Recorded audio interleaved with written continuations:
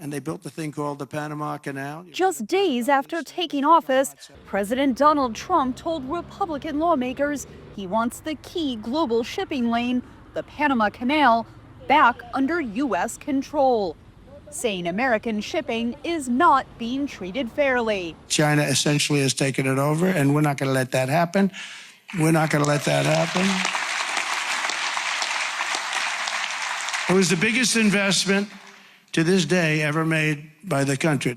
Republican lawmakers said Tuesday the canal poses a national security risk. Chinese companies are right now building a bridge across the canal at a slow pace so as to take nearly a decade.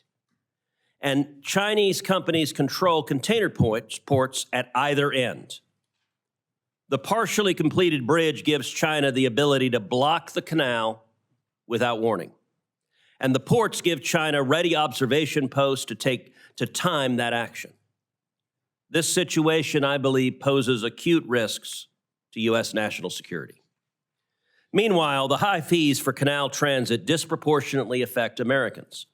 The United States built the canal in 1914 and operated it until 1977, when it transferred control to Panama.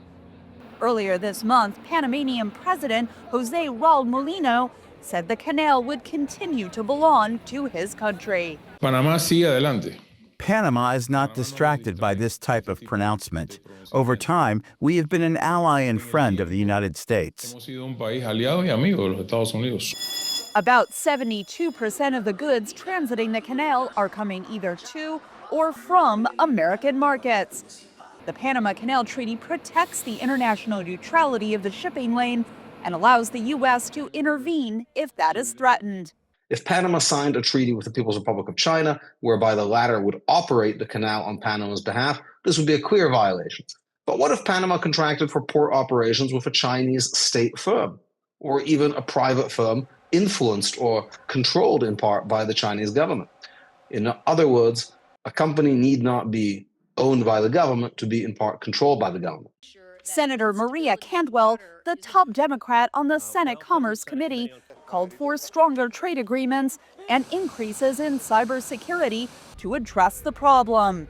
The larger issue is we need to understand what are the shortfalls of the current agreement that doesn't get at this upgraded technology concern. I would hope that Panama would be very cooperative in discussing these cybersecurity investments and what needs to be made. One analyst told VOA proposed legislation like the Americas Act could help address those problems. At the end of the day, it really does come down to investment in the Americas. It's the most powerful tool for countering China's growing influence in the region. Because commerce then means that the countries in which this investment is going to create more jobs. You're going to have more prosperity. You'll see fewer people needing to migrate to the United States. In his first international trip as Secretary of State, Marco Rubio is set to visit Panama in early February. Katherine Gypson, VOA News, Washington.